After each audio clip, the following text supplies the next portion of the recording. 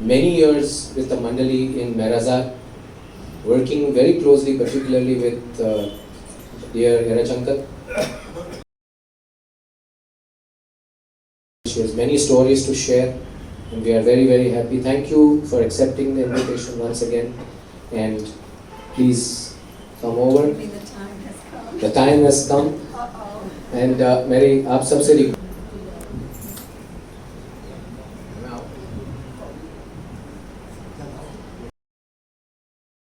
बोलो अवतार की जय, अवतार की जय, मेहर बाबा।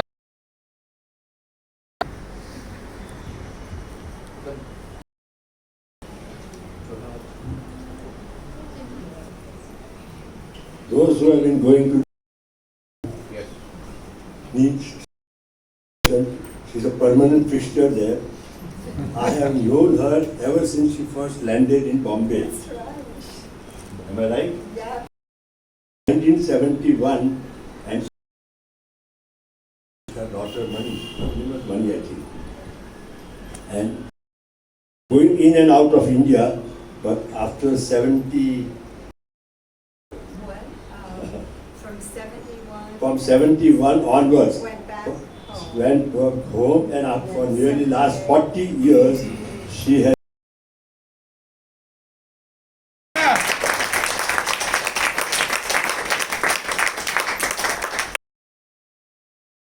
his master's voice. She has been assistant to Eruch.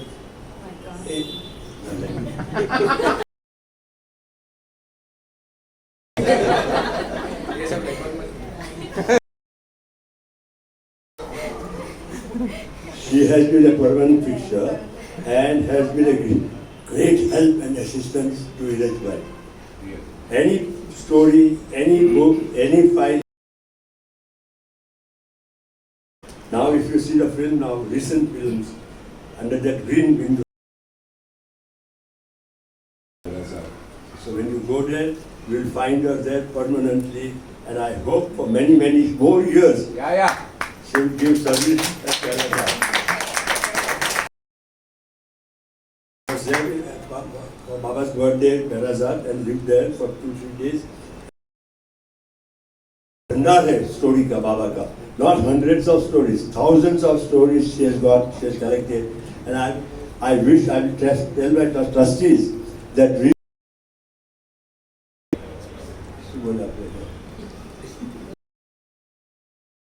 of a book.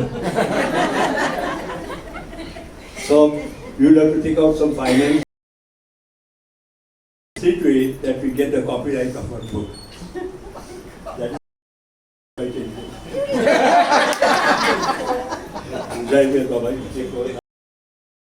I'm just after that. Maybe I should leave because I don't know that I can live up to an introduction like that. Permanent, but and after Hoshan's introduction, my heart is giving me palpitations because I don't think I can live up to that. And no one can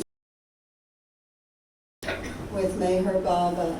And I have to say that the mandali would always say that no one can say that they stayed with them for them to stay. And in my life with him, that hasn't stopped with just the mandali's passing. It continues where Baba keeps you on those teams, which would say not as to whether or not he will allow you to stay. So you know that Farsi saying, no mokado, crack the bed, rotten egg, put it to the side. So hopefully to till the end, but one never knows. Yeah. So you brought me back again, and I'm happy to be with you all so much, and I feel very grateful that your hearts would want to have me come here again. But I also feel very touched by the fact that all of who are sitting here perhaps don't think about it in those terms, but how blessed we all are to be in the orbit of His love, orbiting around the Lord of love, who is eternal and our true self. Some here of Meher Baba, just going to start with this. For all, but I am for the few. And being here with all of you here, with the introduction that Hoshan gave me, with the warm smiles and hugs, and longing for your eyes, is that we are all to be part of Baba's family, because we are one family. And although you may be here in Bombay and I may be there in Meherazad, truly, and I mean this sincerely, we wouldn't be here as we have. It's all grace. His before creation. And what is that grace? He said, love and grace go hand in hand, for grace is the fragrance of His love. So all of us here to be the family of His love and the orbit of His love, and are truly graced. Ultimately, whatever life He gives us is there for one purpose, and that purpose is to draw us closer to Him. Ultimately, everything that happens is to draw us closer to Him. But often, when I would be in Mandali Hall with pilgrims would be there about grace. I'm sitting here not with any great knowledge or spiritual understanding of anything. I'm sitting here as a parrot who has been so fortunate to be in the company of those who have lived their life with Him. With you tonight.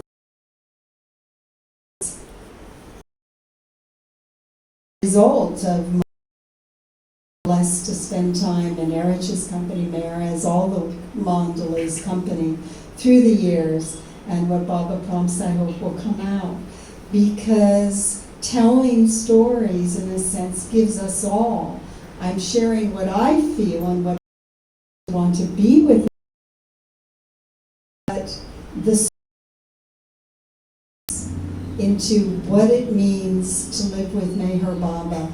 Not necessarily as the radiant Baba that those who were blessed to see in the darshan programs had that opportunity to be there and experience that, but a different Baba that money would call the household Baba, the Baba that they all lived with, and by living with him had that experience of learning his ways.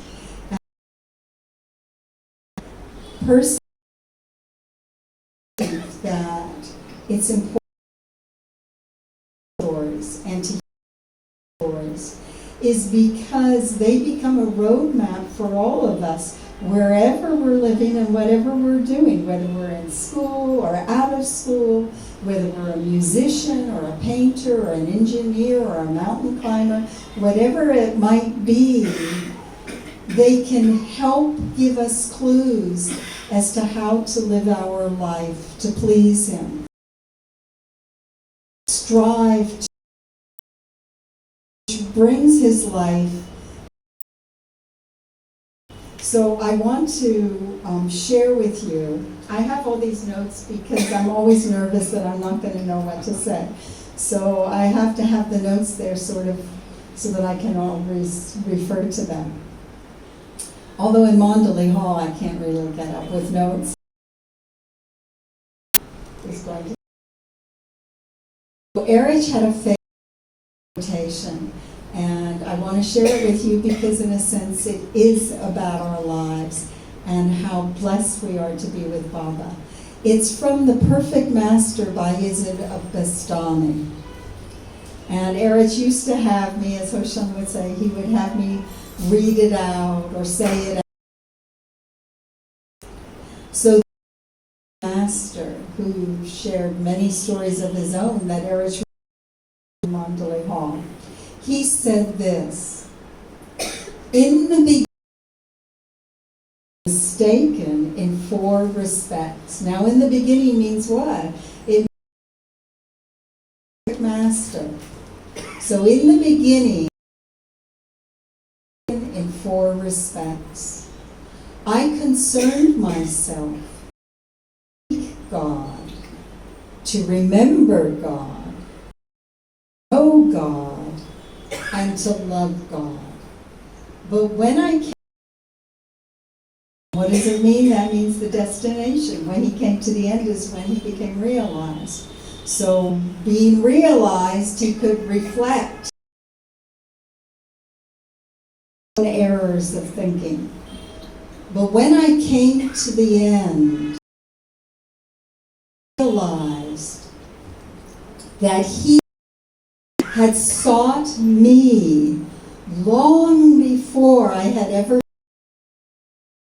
He had remembered me before I had ever remembered him. His knowledge of me had preceded my knowledge of him. And love for me had existed long before my love for him. And I wanted to share a lot to me, and it should be a great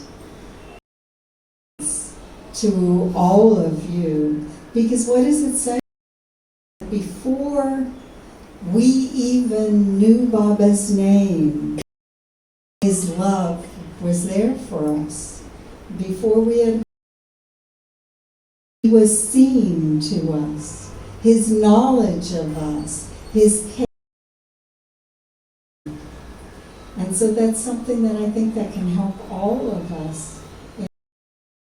And it's something that the Mandali really wants us to understand. But often in the hall,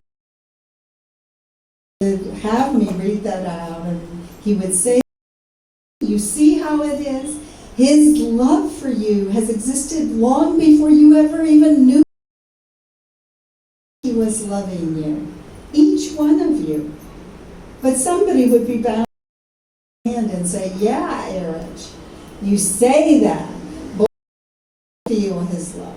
What if I don't know that he is who he says? What for me?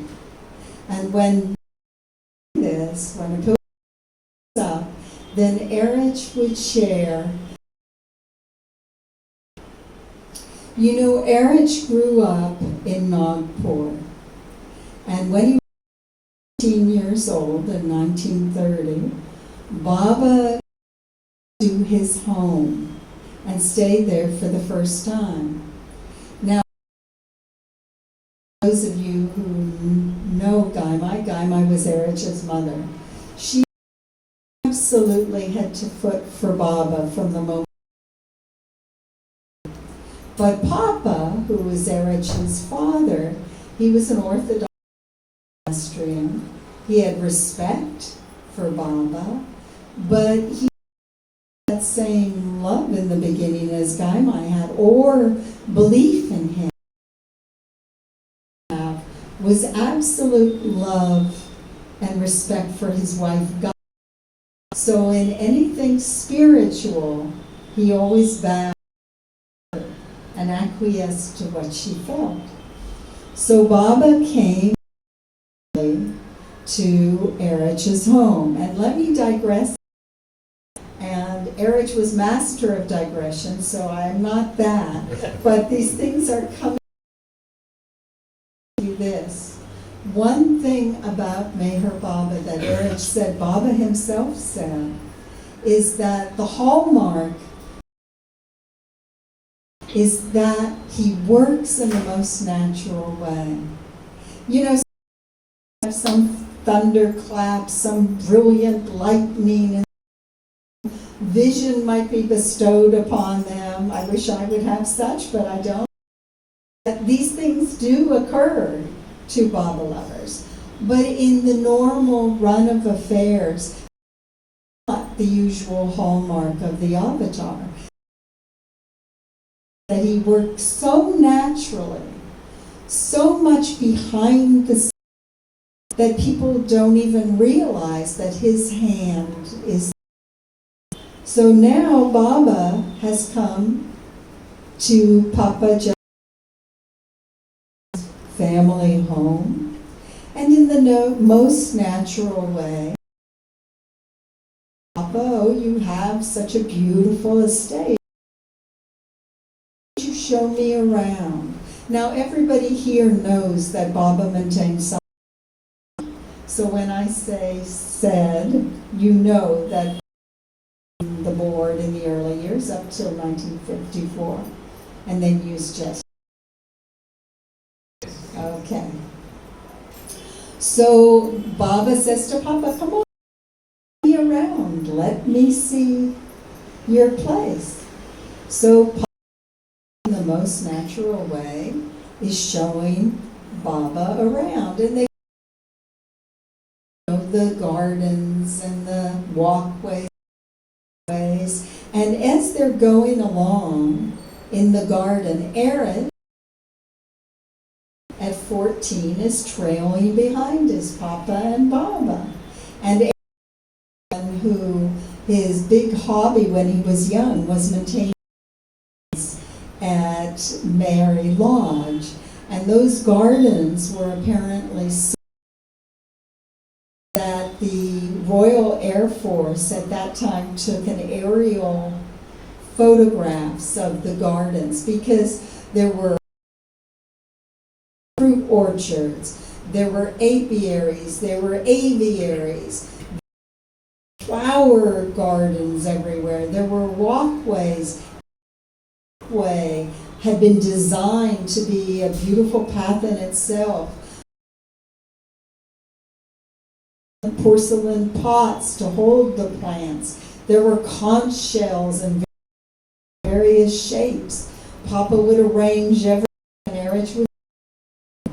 So as they're walking down the various pathways and lanes of the, and Papa is pointing out this plant and pointing out, just kind of hanging behind, but he's listening. And Eruch was he always listened, and to the end, that was one unusual. And maybe some of you who knew Eruch, who are here tonight, recall some instance where when Eruch was with you, it came to Eruch and wanted to tell him something. At that moment, during that time, you would feel 100% attention, and he would listen. And it's such a beautiful characteristic. Of course, with Baba, he was attendant to Baba, but that carried on to the very end with him.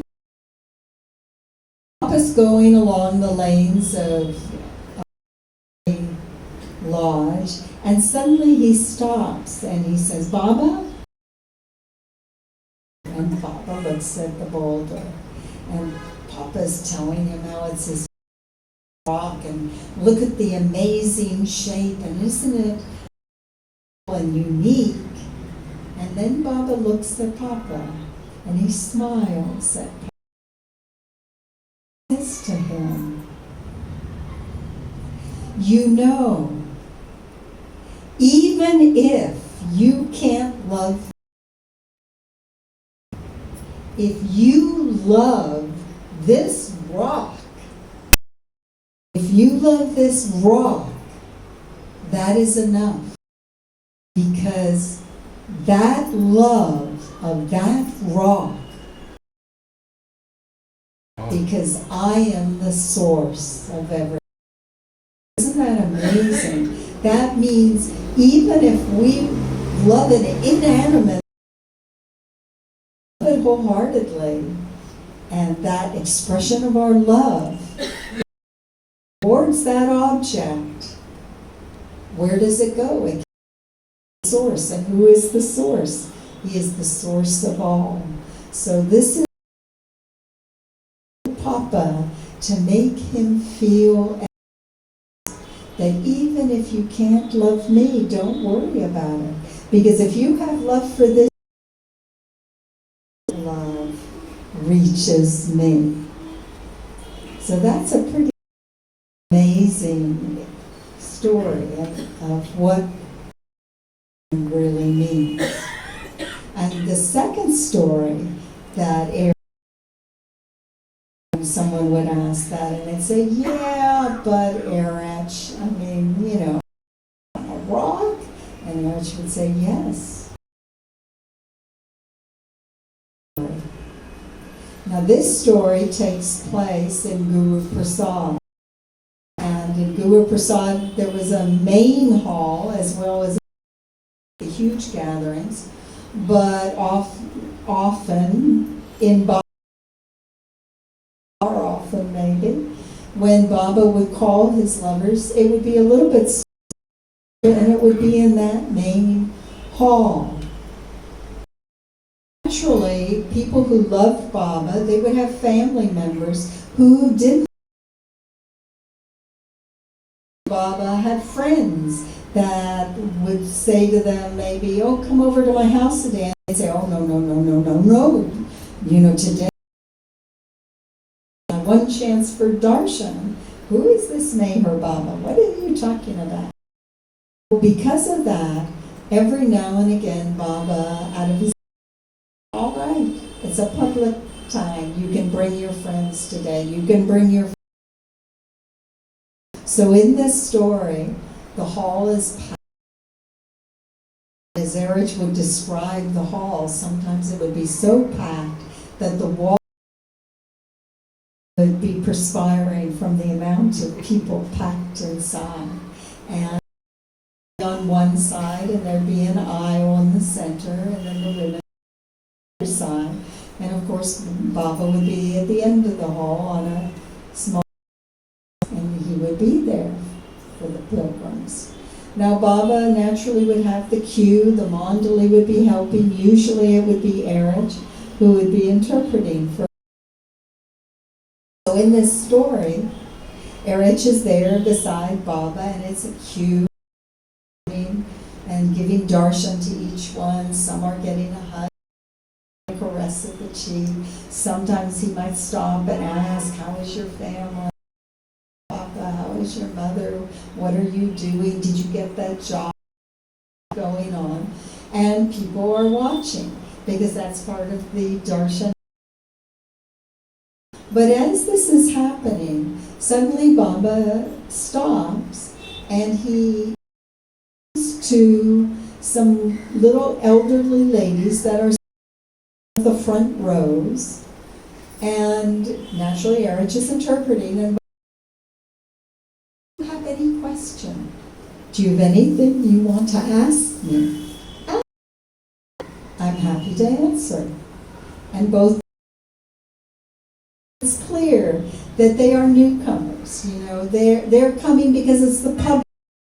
They're a friend or a family member who, out of curiosity, has come to. But they don't really know. Is he really? How could he be? But they're sitting there. So now they shook their heads and put their heads. So now the Baba gestured. Can go. So again, the cue goes on, and people are again and Baba is showering his love on each one, and people are thinking, oh, it'll be my turn next. What's Baba going to do? Is he going to caress my chin? Is he happen? And right in the middle of all this queue line, I stops it.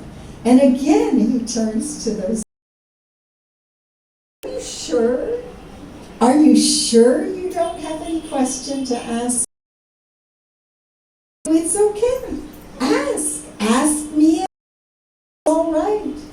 And one of the ladies shyly looks away, and the other one just. Baba says, oh, okay. And again tells Eruch to let the queue start. And continues. Now it's coming almost to the. Almost everybody now has had their darshan, and Baba's going to do his famous line, which was, "Here are willing to obey me, raise your hand." Hosha probably experienced people would raise their hand because naturally they want to obey Baba, and then Baba want to obey me, then out of this hall in 2 minutes flat. Show me your obedience. And that would be the program. So before that happens, Bob goes again to those little ladies. And he says, now's your last chance. Don't be shy. What are you afraid of? Ask me anything. You're here. You've come. I'm here to answer whatever you. So ask. Now is your chance. So the ladies was bold enough where she got up her gumption and she said, yes. Now she's like first time, so it's like, Baba, I've been observing these people here, and they all have such reverence and love for you. And well, most of them, they take you in human form. But I don't know, Baba. I can't take you to be God in human form. Do you mind? Would it be all right if I took you to be? And Baba paused for a moment. Take me to be your friend? Don't take me to be your friend. To be your best friend. So Eruch would say that when those would come about. Because you see with Baba, things that Eruch would always tell us, is that Baba had the ability to be one with you wherever you were. You were someone who could only take him as a friend. He could be your best villager, a farmer who would come. Eruch would say, why, with the farmers, conversing with them about the crops and about what they were going to do about that bore well that they were drilling. Had they reached water? All that was. Why? Why is it so? To make so that he can relate to us wherever we are. Villager, if it wasn't a farmer, if it was a philosopher, let's say, or a very educated person, be that too. Although Baba had a great line that he would say about that Eruch would say. He would say, philosophy is simple things made difficult. But he was a philosopher also. And that reminds me of a very fun story that I'll share with you now. Place in the 40s when Baba came to Meherazad. You know, visited Meherazad? Everyone's been to Meherazad. I don't have to describe it, you all know it. But when Baba 40s. It didn't look like the Meherazad that you know. There was no veranda. It was just fields. The whole line of men mandali rooms and mandali hall did not exist in the 40s. What was on the property was Aliba's room, that is at the Green Gate entrance, Pendu's room, that is at the other end, Marriage's room. But at that time, those two little rooms on that side. Why? Because of course Meherazad originally on lake. So the little Aliba's room was used for the quarters of this, for the kitchen. The other room was clerk. The small little bungalow, there really wasn't at that time. The small bungalow was used by the engineer who built the lake. So when Baba got the property, it was a very it was mostly fields with a few buildings there. Not much at all. So in the 40s, when Baba moved to Meherazad, his room became his interview cabin. So if people were coming out, he would talk to them in all of his room. Now I've done that as a little preface because with Baba being in all of his room. And it also has to do with Goher, who many of you know and met.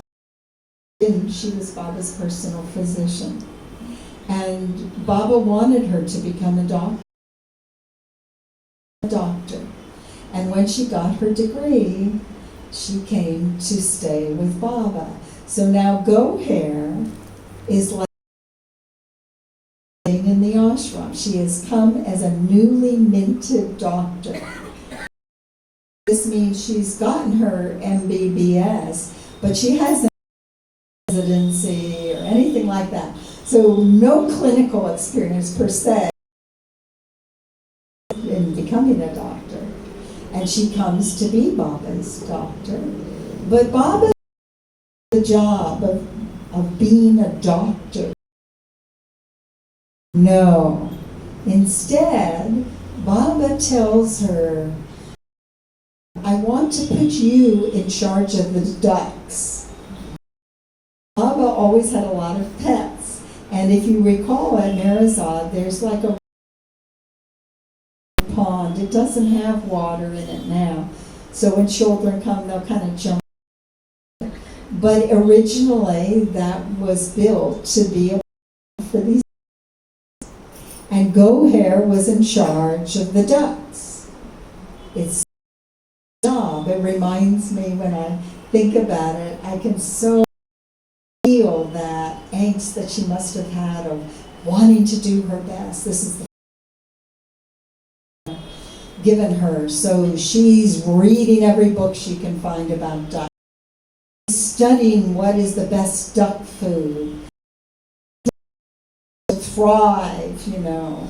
She gets a little scale and she measures out the so that she's giving the exact quantity so that they'll have the right amount of phosphorus, the right amount of this vitamin, and that vitamin is on those ducks. And Baba would do that, mind you, all through, even through all of us, of course, who have come so. It always seemed that Baba would give you for your what you were qualified to do or knew how to do. Oh no. Something that you knew nothing about or how to do it. And then you learn how to do it. So, Goher now is the duck. And everything is going on in the ashram as it is. Today, Baba has a visitor in the cabin. And Goher comes to a place where she gets everything ready for the ducks. I discover Oh my God. There's no... She looks in the cupboard and the little containers. Food? How could I not have the extra supply for this time? Somehow, it had gone past her mind. Oh my God, what am I going to do? What can I tell Baba? What if I starve to death because of my carelessness? What if Baba's going to throw me out because I forgot the duck food? And go moment thinks the only thing I can do is call Baba and ask him what to do. So she rushes to that cabin. She calls out and knocks on the door. Baba, it's Go Hair.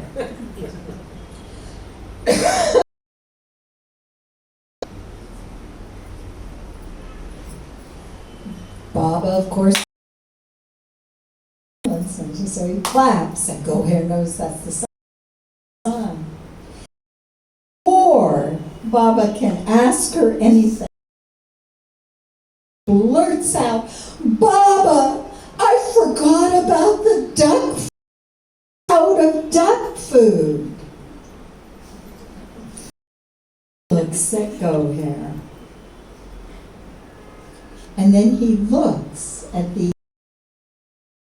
talking to, who I believe it was G.S.N. Murty, but who had a PhD in English literature and philosophy, you know, and Baba says to that individual, do you see what to put up with? I have no idea. This is what I have to put up with in the ashram. Speaking of the most sublime sixth plane saints and how God and human, how they see God. We were on the sixth plane and down to duck food. I've always loved that story. I'm sure many of you probably heard that story, but I always was touched by it. In my life there, I would always find that, at least for many years, I mean, now we're talking, I've been there almost 40 years, to 40 years. You know, Baba would always give us things, the mandali, that we were inept, we could do and do well, were totally ignored. So imagine how Go Hair felt having that. See, to me, sharing this story, it's another window into life with Baba. Talking about life in Meherazad with the avatar, and when the mandali were alive, sometimes I'd even and say, yeah, these are stories and all, but what does it have to do with my life in the world? I tell you, if you take the essence of stories into your heart, they will help you in my life there, and they will help you in the world there, because you put yourself in a situation where you feel inept, inadequate, not knowing what to do. You can say, okay, Baba, I get it. The things that I know how to have me do, you're going to have me have to rely on you to be able to do that I may not even want to do. But you've given me this because ultimately it's to bring me closer to you. And what brings us closer? What he wants from each of us is to rely on him. And we experience of having to rely on him when things go right. We can only rely on him, or powerless and hopeless to rely on Him when we're put in situations that we're not don't know how to cope with, or haven't been in before, or are difficult, or we're suffering. Then who do we have to turn to? We have to turn to Him.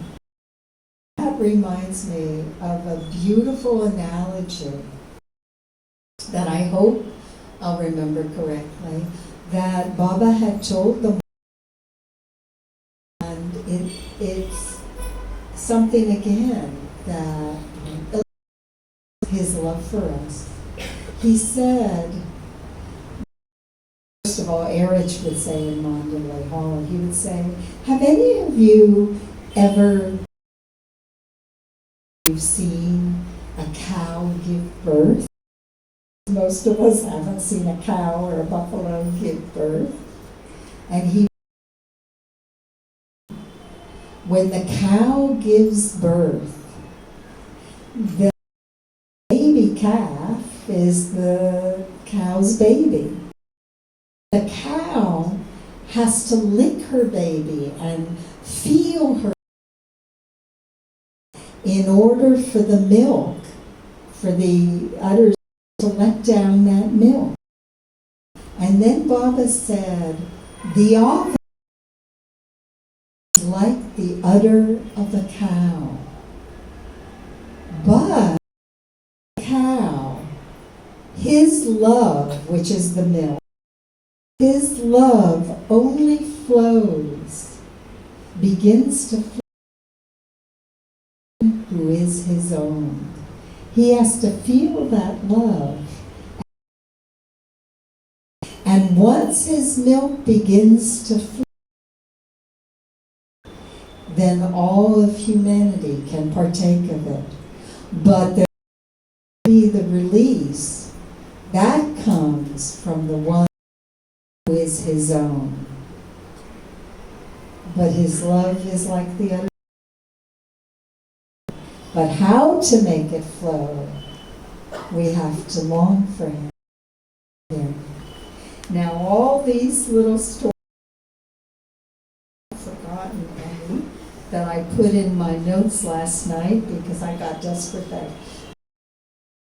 See, because I was here before with you, I thought I can't stories, but I couldn't remember what stories I had told you last.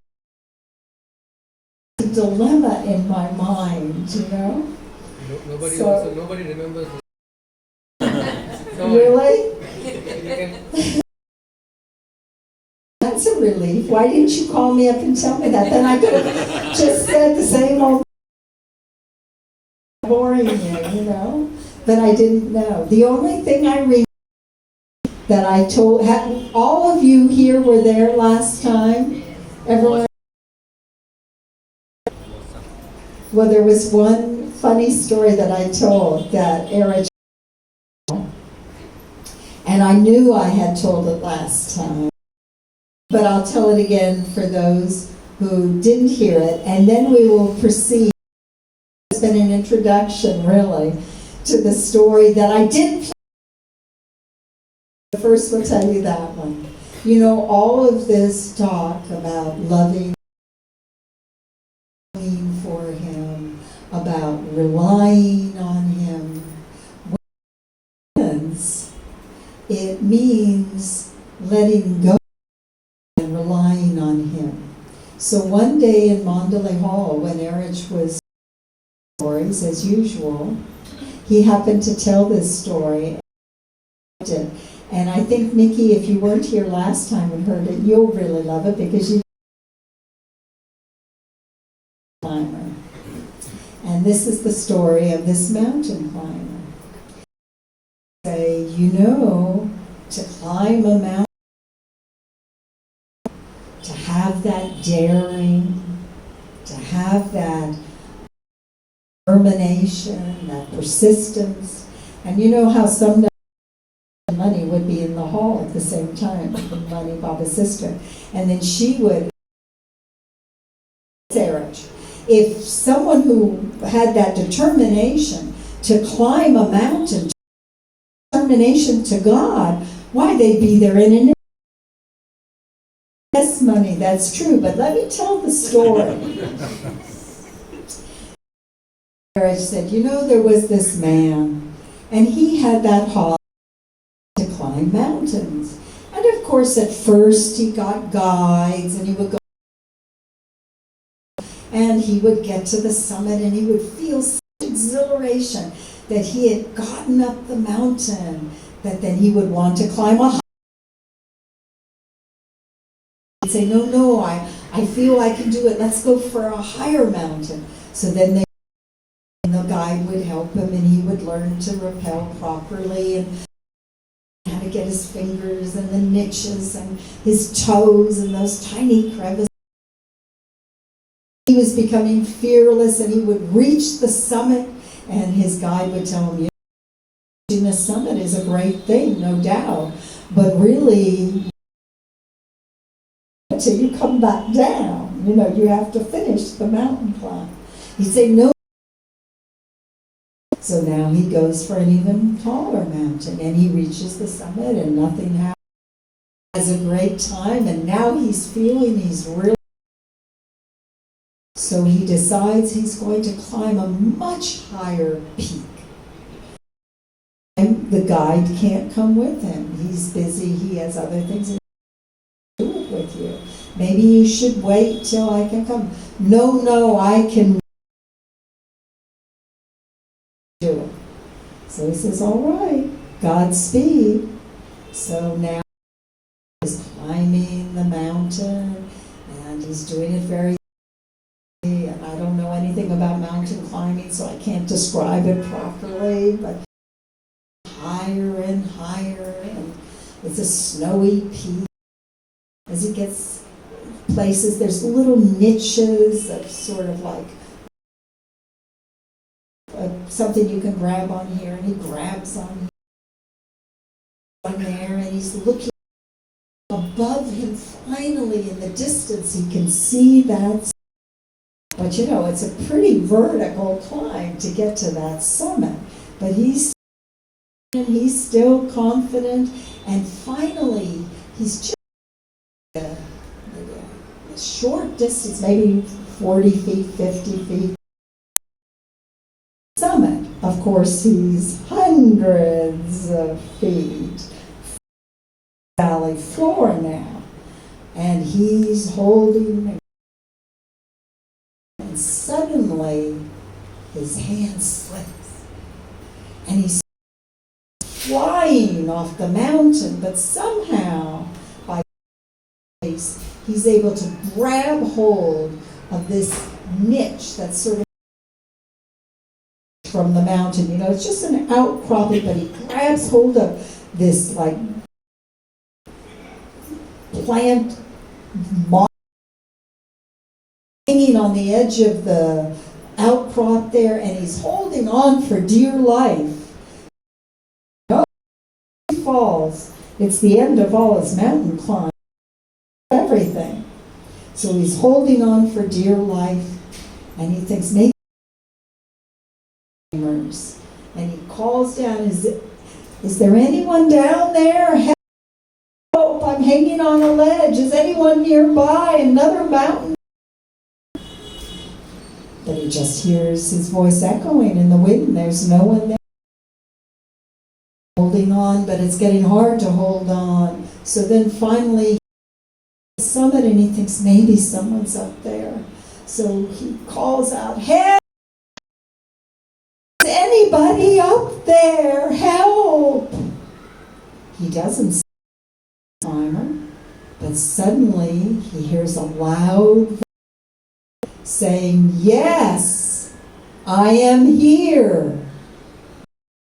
I'll help you. And he says, you'll help? He says, yes, I am here. It is God. I help you. What should I do, God? What should I do? Help me, help me. And then God says, let go. The man hears this. He goes, is anybody else up?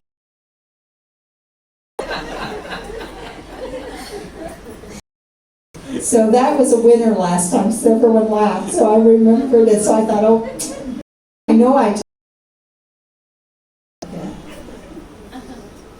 So now that's all my preface. The one story that I did think of sharing with you tonight. How do you have? You tell me. Okay. Why? Whether. Okay. So this is one story that I did. I don't know if any of you have heard it. Eruch didn't tell it a lot, but it's an interesting and amazing story. Why? Because Eruch's life, where Baba Eruch to tell him a story to lighten. So now we're going to go to the period of Baba's life, in the new life, towards the end of the new life. Baba was going to stay, and had come to stay in Maha, and he was going to stay at the Aga Khan's bungalow. And Baba called Padri, who of course was not one of the new life, called him to come to Mahabaleshwar because he had a for him. And what it was that Baba said that he was going to have a seclusion for 100 days. And he wanted that seclusion to take place in a hut that was to be built inside the bathing rooms. Now, for those of you, you're all Indians. I'm the Westerner here. So most Westerners, the bathroom is inside the bathroom. In the earlier days, and maybe in still some places, the area is actually a separate bungalow.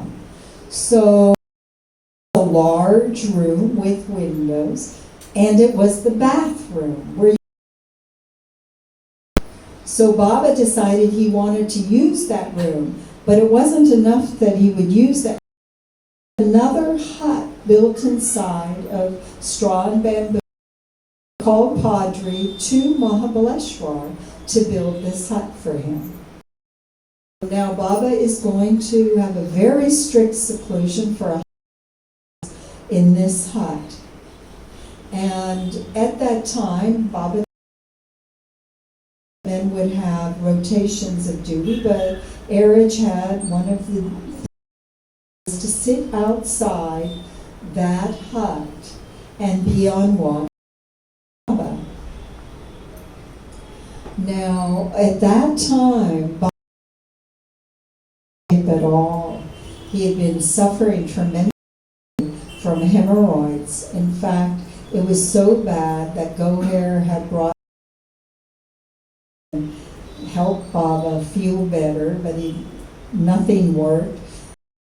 Created a Piles Committee, he called it, where mandali would get together from, they're having their difficulties and whatever, or homeopathic or whatever village there, they would try and help Baba with it. Mostly everything. So Baba wasn't in great shape, and here he was taking on seclusion. So one day, Eruch is outside, and he hears the big clap. Says Baba, yes, Baba.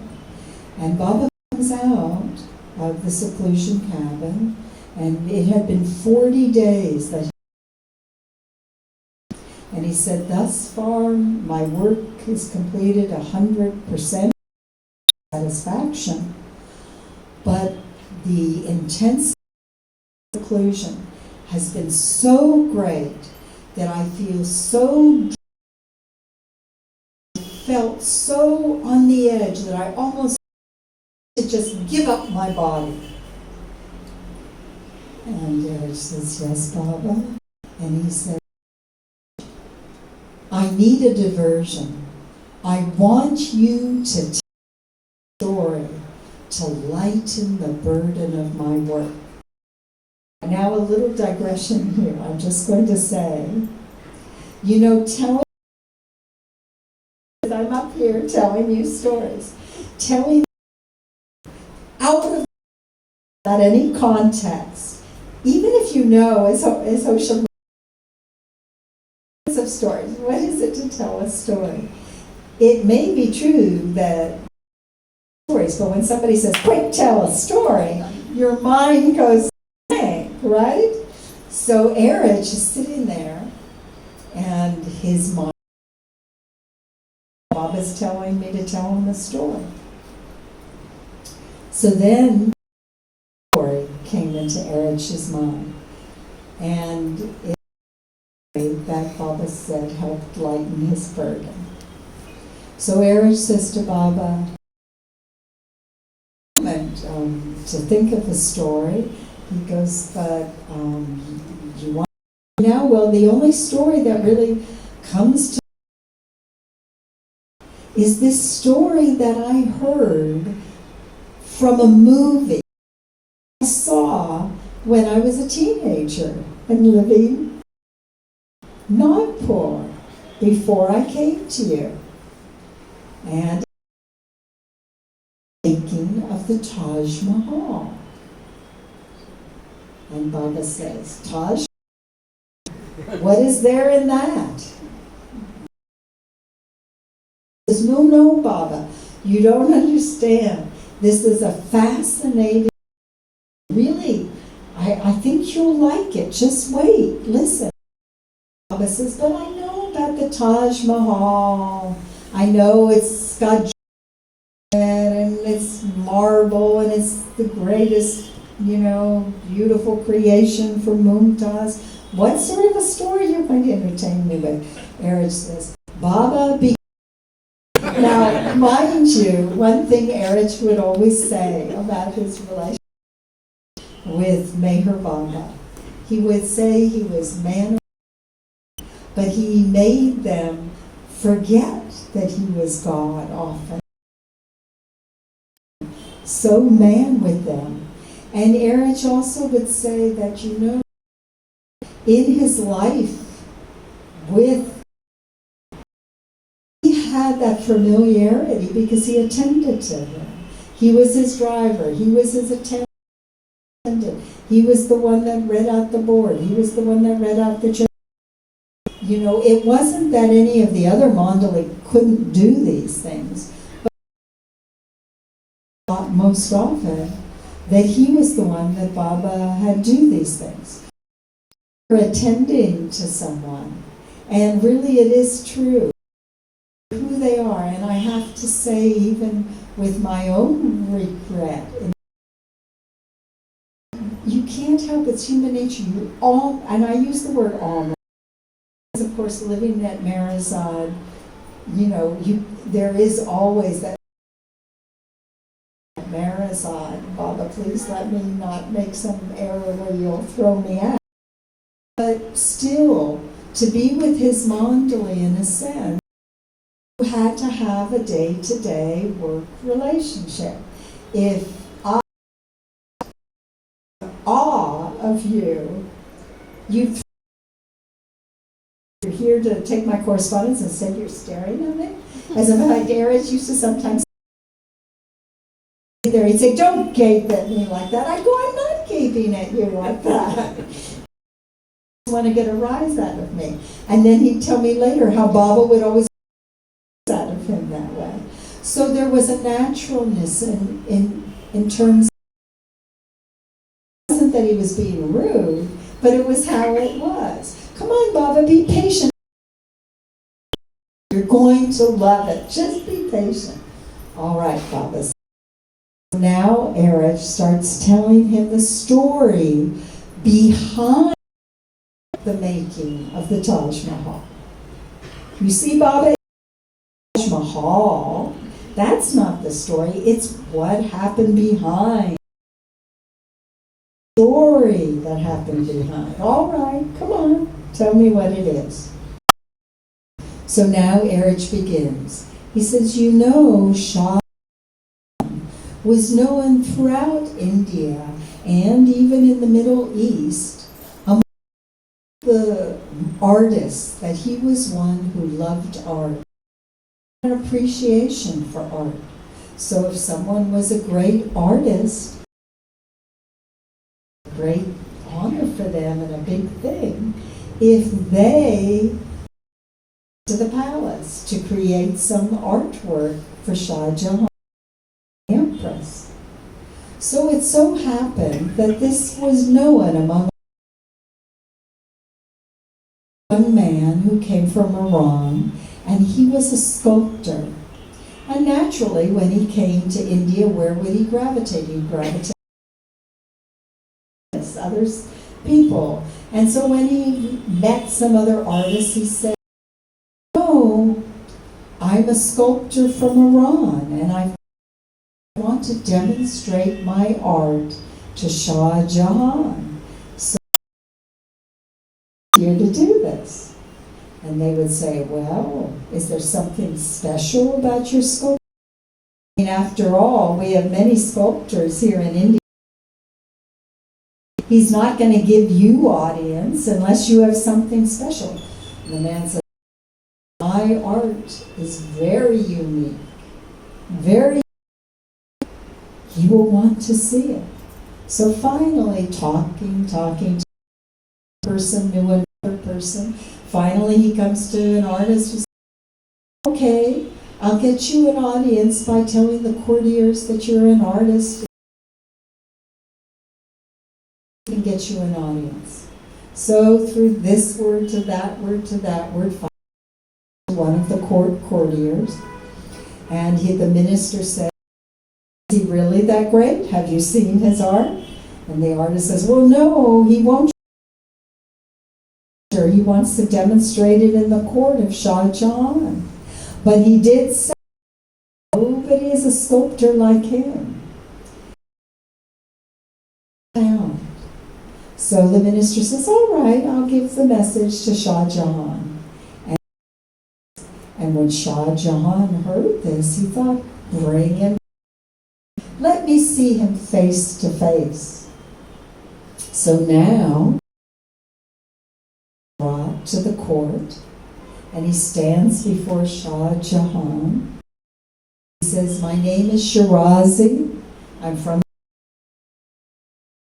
and I wish to demonstrate my art to you." "Well, what is so special about art?"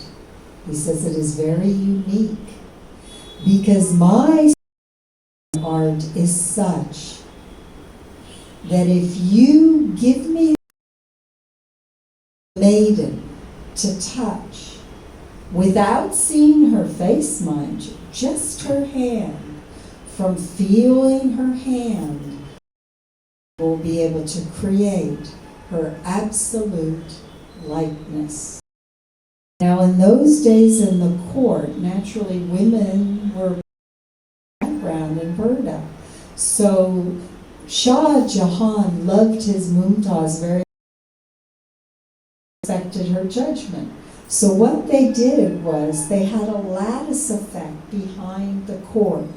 So here's the throne where behind it, instead of it being a wall, there would be like a lattice, so that all of you who were looking in the court wouldn't be able to see anything, but whoever was see, but they could also talk to the ear of the king. So Mumtaz actually take part in the court. So now she's here. She whispers to Shah Jahan, "Wow, this guy." I think they said wow that day. I'm saying wow. And it's probably all age, because probably all the young ones here don't say wow. And he said, do it. Have him come and do it. And I'll handmaidens who work in the palace, and we'll put a curtain and hand through, and then we'll see his talent." So him, I'll give you a you can feel the hands of someone. See if you can create their likeness. But Shirazi says to Shah, well, there is one condition. Well, what is the condition? He says, well, just this. I want the hand of the maiden whose image I create. And Shah Jahan hesitates, but God, oh, come on, do it. Go ahead and do it. So let him have one the court. We want to see his art. He agrees. He gives his promise. All right, whoever's hand you create the image, then that maiden you will have her hand in marriage. Now, how long is it going to take you to make this? And Shirazi says, well, you know, I have to have a quiet place. I have to have the marble available to me. Maybe I could do it in 6 months if I have that. You know, if I have to go out and work to get my food. All right, we'll give you room, we'll give you the marble. So now the day comes, curtain is put up, and Mumtaz has told all the maidens that they are supposed to slip their hand. Mind you, he can't see any of them. And the hand that he chooses. So now Shirazi, the sculptor, comes, and the hand is slipped through. He drops the hand, doesn't want it. Drops the hand, drops the hand, drops the hand. None of these hands. Finally, at the very end, after he's dropped, no good, rejected, no good, rejected, rejected, rejected, a last hand slips through. And he feels the before it disappears, he slips the bangle. Ozzy now is committed to create an image, exact likeness of the young woman whose hand is touched. And everyone is just mesmerized. Moments later, it turns from being mesmerized to hearing screeches and cries and crying and shouting and blue happening. So Mumtaz tells Shah Jahan, I'll go find. So now she goes behind the curtain to find out. And what she finds out, to her horror, is her daughter, Rehana, just for fun. She sees all the other girls slipping their hand. She thinks, why can't I do it? And without being stopped, before she stopped, she slipped her hand in. And the bangle went on and finished. So now Moon is almost in tears. This is her daughter, Rehana. Because the king now, the emperor, Shah Jahan, has given his word. Created, that Persian man is going to carry away the daughter. Don't forget that this is marriage to Baba. So Eruch tells Baba now, and story, Baba, I want to digress here. I learned that digression. Baba, I need to digress here because it won't. You know the background to Rehana. And Baba says, okay, tell me, what is this background? So now, the story. It so happened that, in these eras there were many wars. And any emperor photographer, obviously, had fought wars where he became the winner, who were vanquished. So she had a commander in his force who almost became a son. He was the head commander and he had won so many battles that naturally they had all of this dominion that he was over. But in the last battle, where this commander was on Jahan, he was mortally wounded. And he was dying. And Shah Jahan,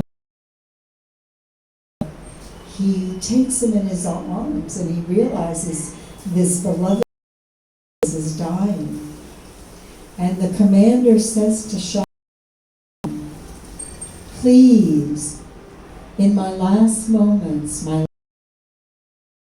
beg of you, please, I have a daughter, a beautiful girl, but her mother died in childbirth, raising her on my own.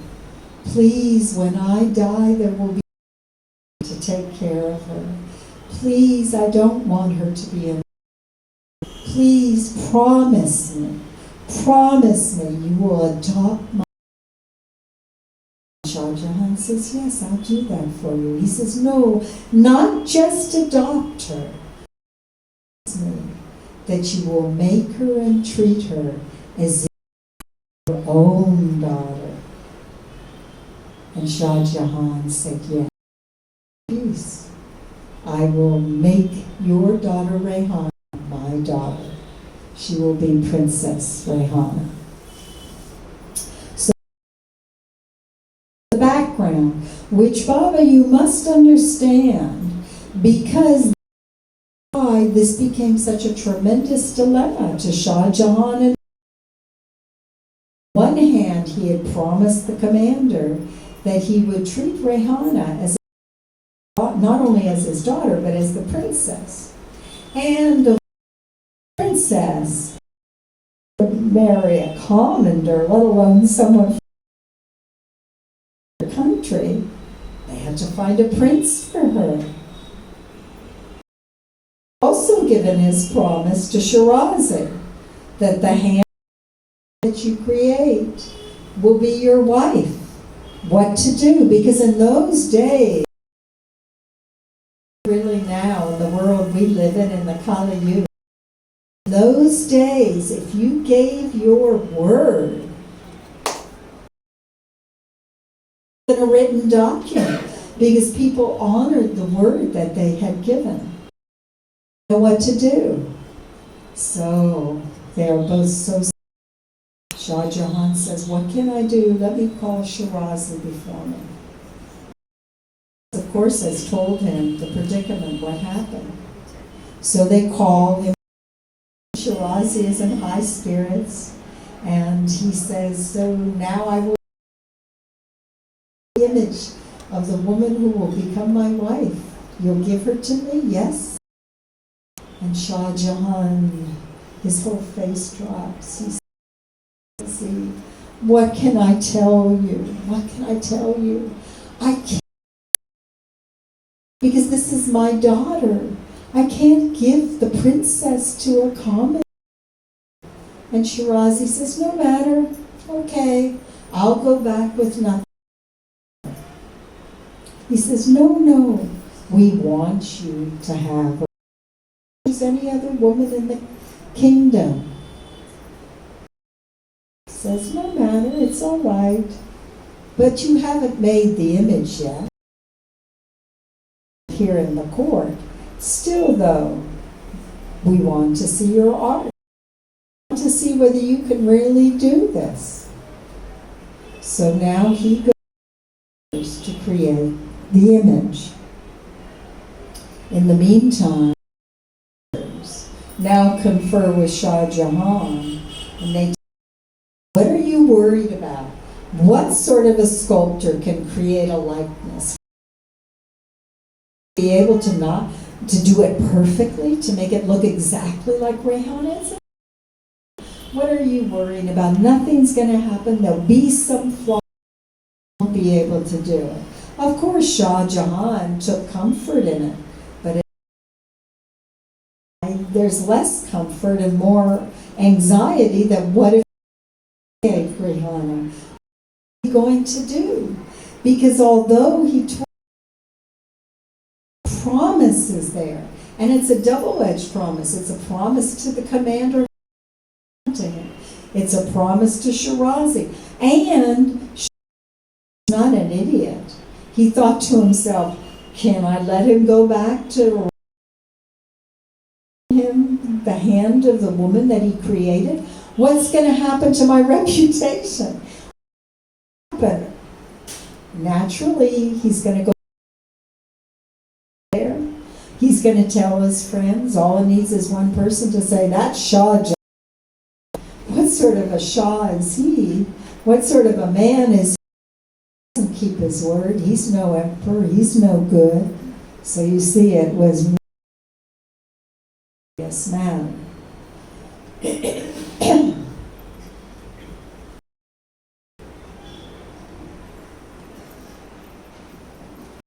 So the day comes, everybody enters into this court.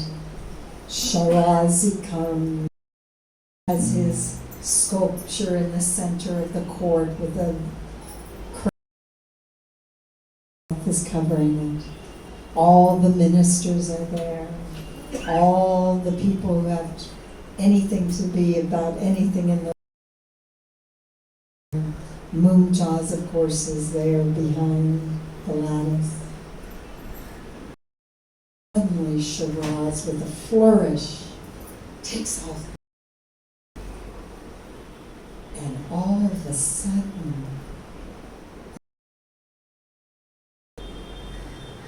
and then from silence, there's gasps of amazement.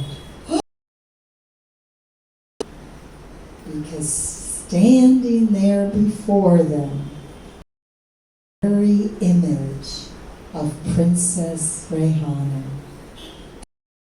In marble, no doubt, but as Eruch would always add, as he told it,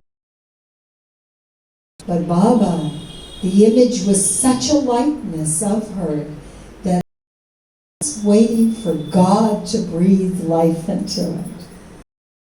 Now what to do? Again, Shirazi says to Shah Jahan, now you have seen my talent. He's thinking, maybe this will turn his heart.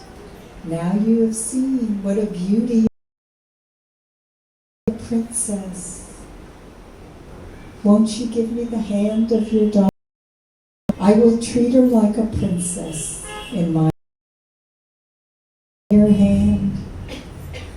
And Shah Jahan sighs. He says, I can't let go of my daughter, the princess. I can't. Then Shirazi throws up his hands. He says, no matter. If you can't.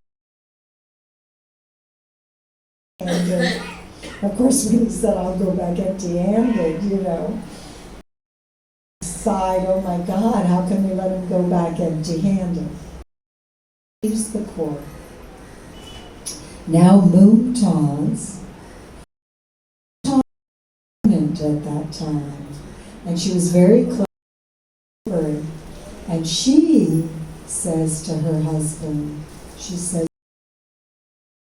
not usually done and out of the ordinary, and of course she's a end. She was pretty much confined to her bed. Point. She says, darling, let me call him to us, and he'll feel so honored that I would see him in this. And let me plead with him as her mother. And he'll accept another girl. So now Shiraz to Mumtaz's quarters, and she's with him. And what she tells him is what I've told all of you. told Baba. She tells him the background to who Rehana is. And she says, so you see, because not only is he breaking his promise to you, breaking his promise to the father of Rehana, the real father, who made him promise that he would treat her as a princess. Shirazi says, have no worry. It doesn't. Rehana will be to me. I'll just go back. No. Please, please. We can't have you go back empty-handed. Please, please. Any maiden, but take some maiden. No. I wanted the one whose image I have created.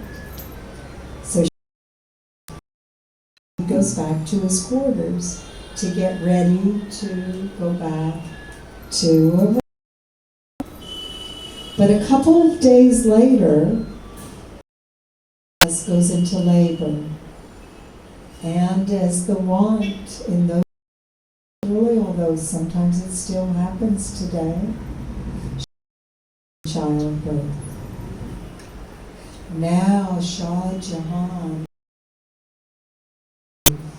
he loved his Mumtaz so much.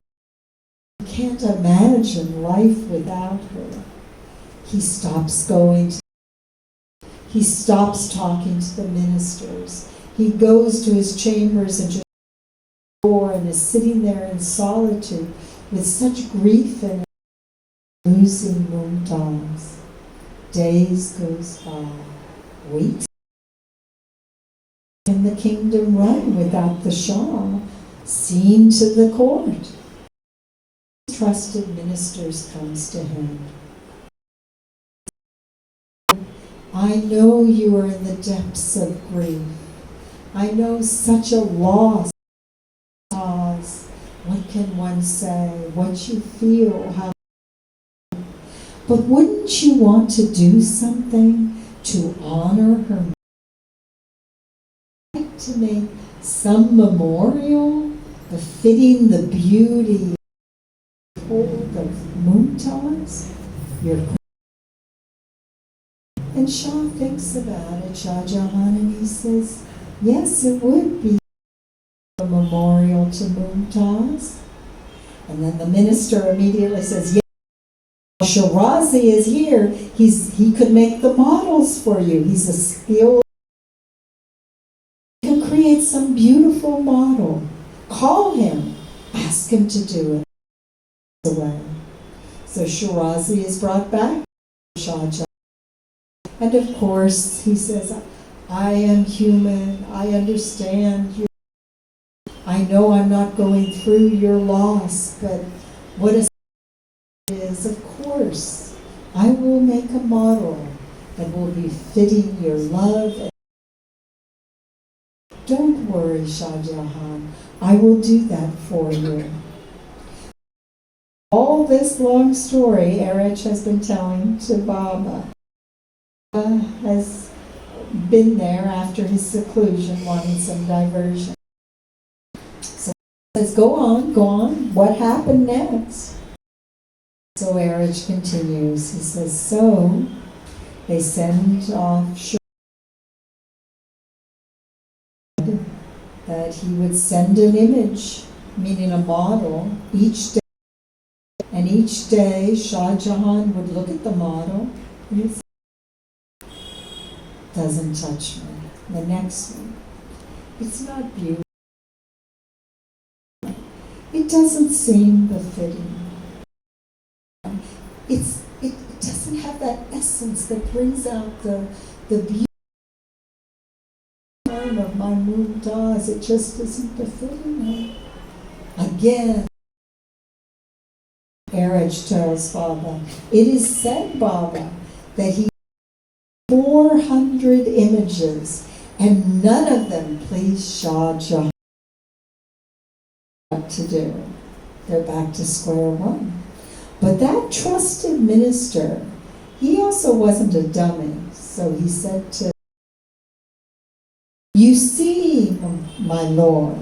The problem is, this young Shirazi, as much as he's a talented sculptor, a unique sculptor, maybe 1 in a million zillion could sculpt like him, hasn't experienced the grief that you're experiencing. Hasn't had that loss, and it is pierced with the arrow of grief. How can it be something befitting your Mumtaz? What should we do, says Shah Jahan. And Baba says, so what's the answer? The answer says, just wait. Let the story unfold.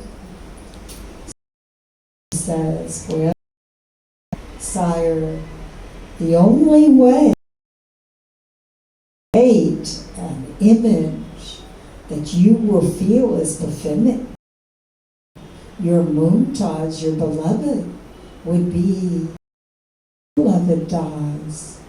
We must kill Rehana. Who would have the heart to kill Rehana? The king certainly isn't going to kill his beloved daughter. It's bad enough he's lost his wife. And the minister sly chuckle because no, sire, don't mean really kill Rehana. What I is we need Shirazi to believe that Rehana has died. Then he will create the image.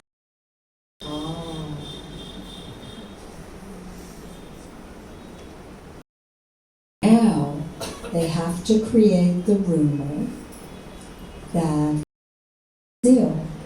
Because in a palace, it's sort of like in a town or even a Baba lover community or small town, whatever Which would say, and this is something I learned from him, he says, tongues bones, and so tongues wag. That gossip would go from this one to the next one to the next one to the next throughout the palace.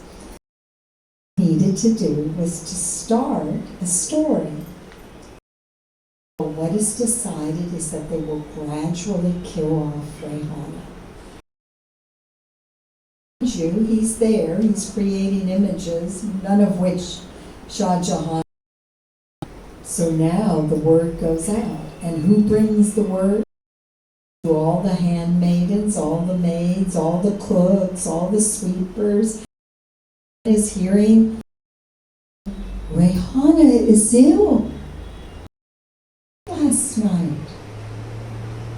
She isn't well. And his sweeper, who would clean his quarters, comes to him that morning. He says, Shirazi, you won't believe it. The news. He says, what is the news?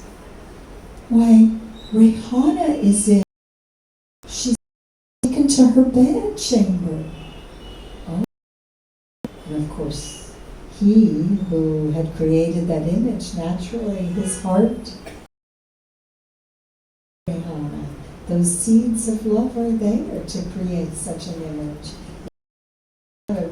Just a block of stone. That life-like image, it's through love. So he is very sad, but he continues to work. The next day, he asked, any more news of Rehana? Is she better? No. I thought maybe it was just a flu, a bad stomach and headache. But now she's got this terrible cough, difficulty breathing. In good shape. The sweeper goes about her business. Shiraz says, any news? What's happened with Rehana? It's such sad news to tell you. I've heard that she's coughing down. They don't know what to do. They've called the doctors to the palace. Help her. Her condition is going from bad. Next day, any news? What to tell you? But her whole system is deteriorating. They think that days are numbered. The doctors can do nothing. They said there's nothing to do. 1 day, 2 days, 3 days, 4. He is told that Rayana is deteriorating. Finally, she goes, I don't know, Shirazi, whether she'll this morning. She's like a skeleton now, I tell you. She's not really new. She's just dying. There's nothing left to. And the next day, she comes and says, Rayhana is gone. So, says Baba, so what happened? Baba, be patient with me. I'm telling you. Do you want to ruin the story, Baba? Continues. Now it is said that the Shirazi created after he heard the news that Rayhana died is the Taj Mahal. And Baba says, so he created the Taj Mahal? Shah liked the Taj Mahal? Yes, Baba, he liked the image very much. The Taj Mahal was to be created from Shirazis. To marry her then, because he created the image that would become the Taj Mahal. Baba, no, don't be naive, Baba. He said he wouldn't give the princess. So Shirazi is sent back to Iran without Rayhana. Baba goes, poor Shirazi. Eruch would say, that is the force of love. Worldly love can create the beauty. Think what love, when it's love for the beloved. And Eruch would say, Baba said, there is no force greater than love. But love for the beloved is the opposite to love in the worldly sense. The next story I was going to tell you, if there's still. But before I do, another digression. And this is because I would tell this story, and he would say, you see, what is love. No tapas, no japas, expectations, no powers, none of these will bring you close to God. The way is very narrow.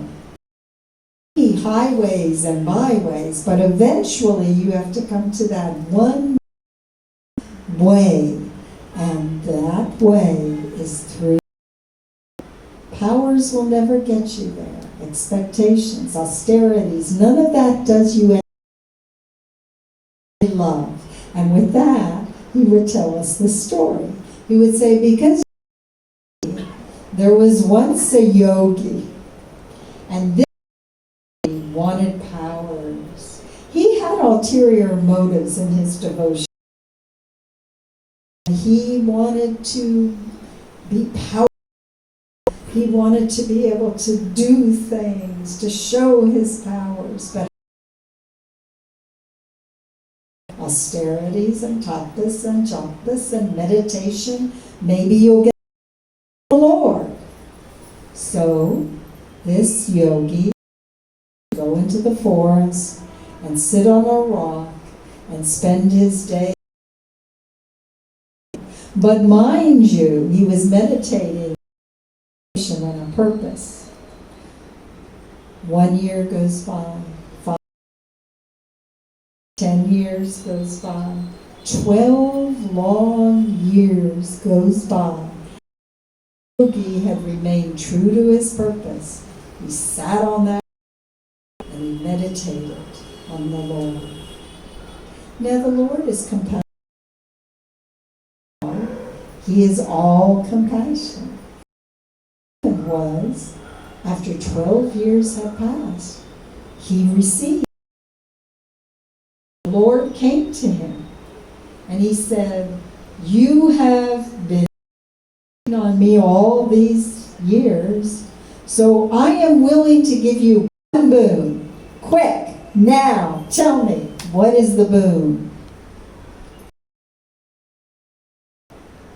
Says, yes, because he's feeling very that he has sat on this rock for 12 years. Lord, I have sat on this rock for 12 years meditating on you, but all I want is you to give me justice. You know the story. I hope some of you don't. We don't know. So he says, I just want justice. And the Lord says, are you sure you want justice? See how compassionate the Lord is. To ask for justice, you're getting one boon.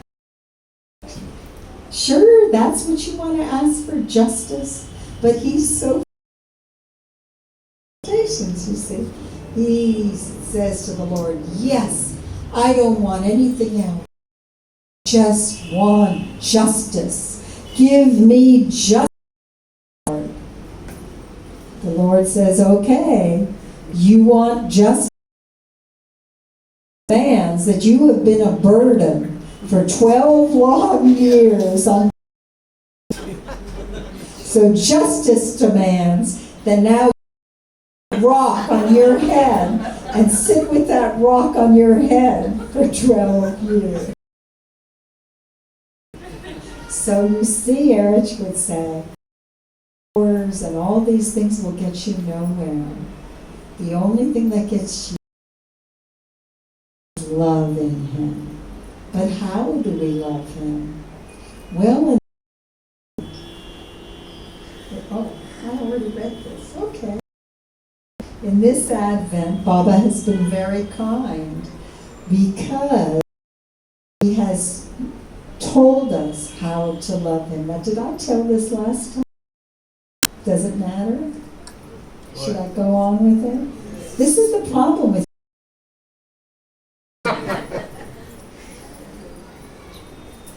So Baba, life when Baba did the 100 days seclusion, and the story that lightened his burden.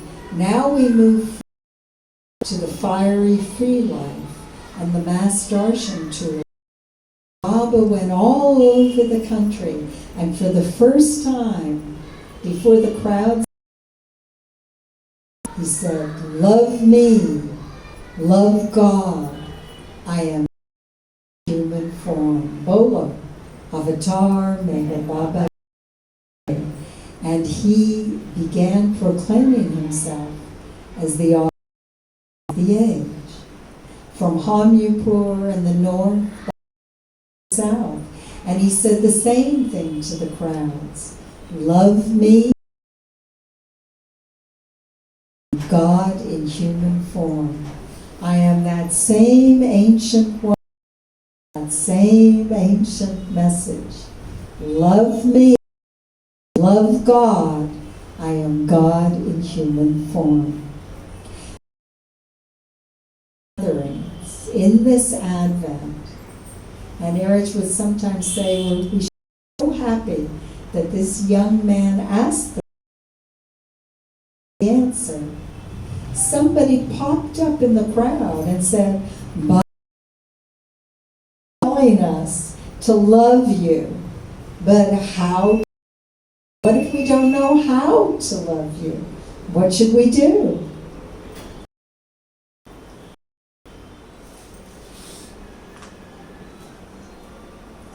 So then he looked at the young man, and the young man, and he was like in his 20s or 30s, and he had his bride wife with him. And you know,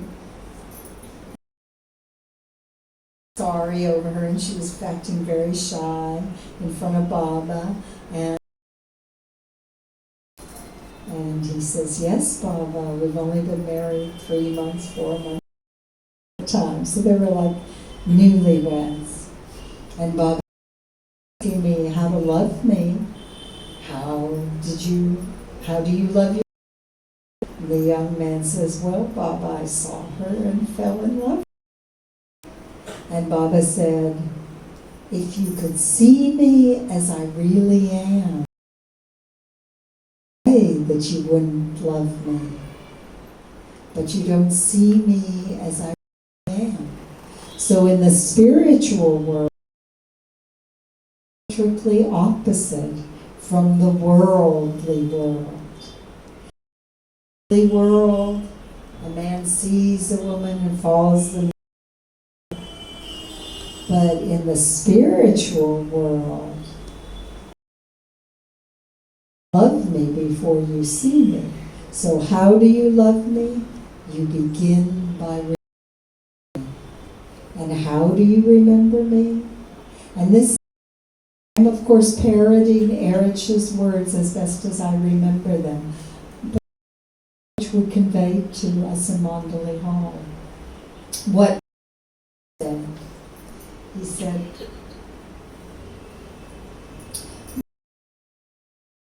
you begin in the most mechanical way.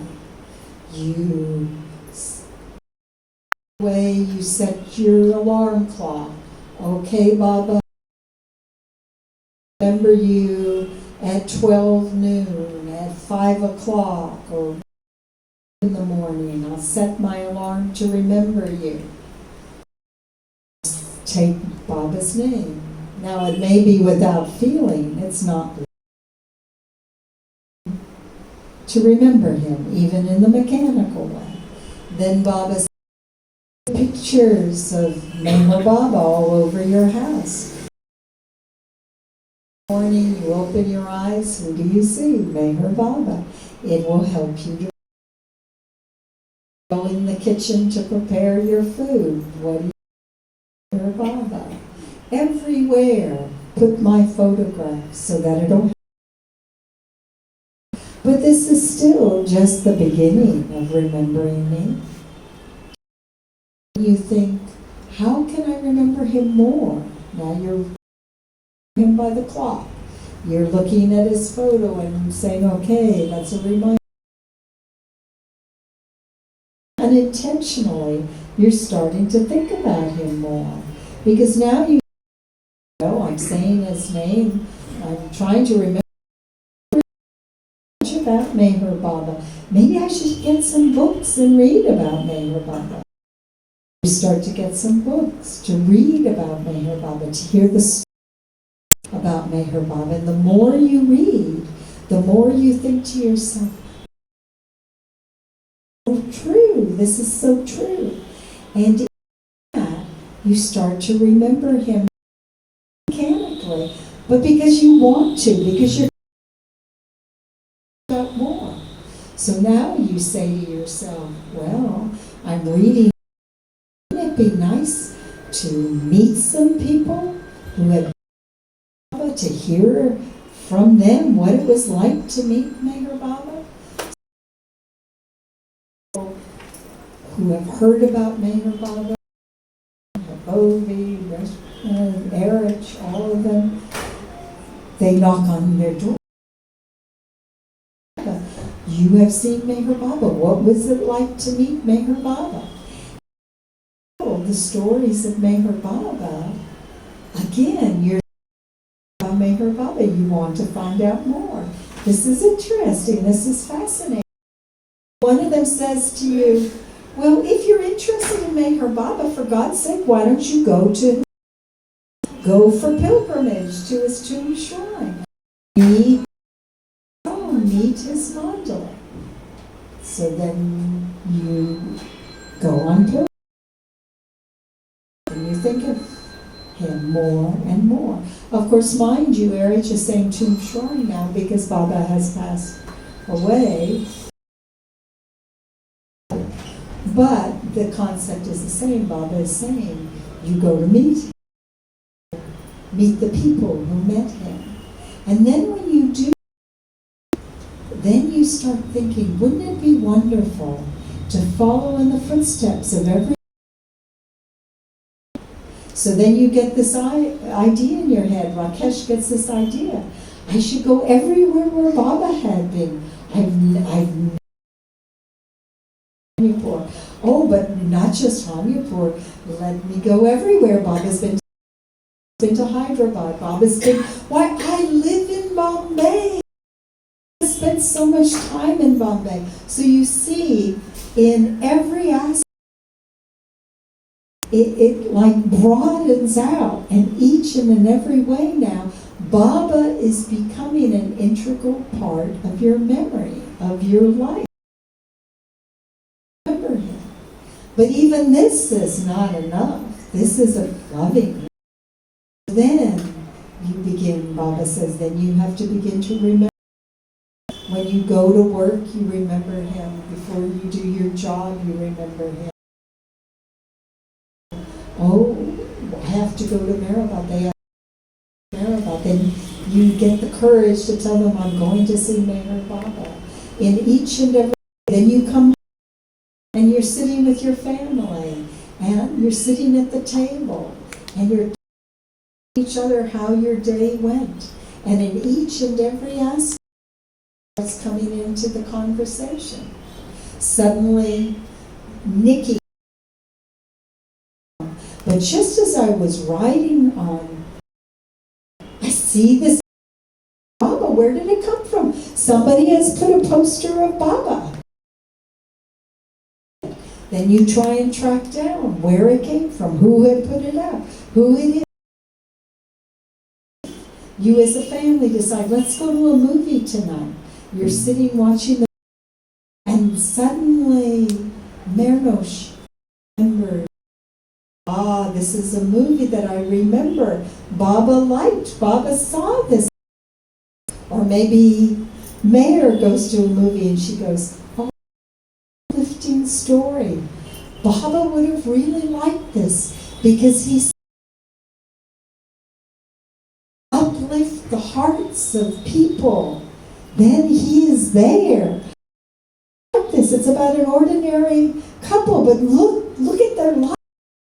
Transformed. So you see, in every way now, Baba is part of the fabric of your life. Now, you're not just remembering him mechanically. You're not just remembering him. You mean to love him. You want to love him. But you're not there yet. But then, with all your remembering, and remembering, one day you come home from meeting all the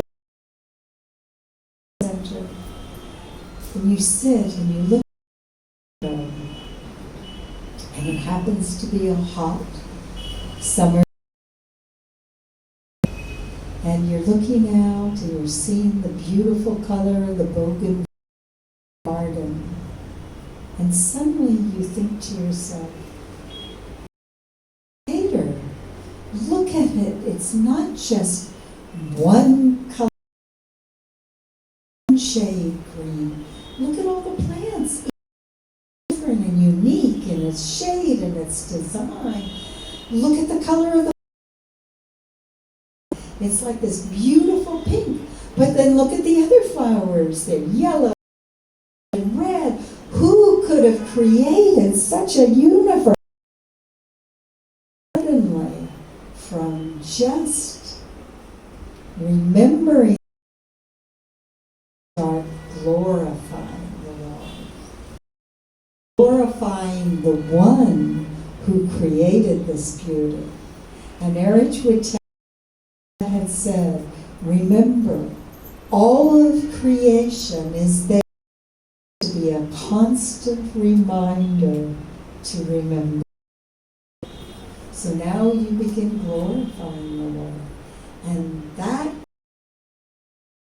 eventually, that tiny chink opens up in your heart, and then you begin to love Him. And when you begin to love Him, there's one who loves never feels that they can love enough. Because Eruch would say, Baba had told them, in real love, in that love for the it means the annihilation of the self, so that there is you. So you're loving Him and loving Him and loving Him. You don't think you can love Him enough.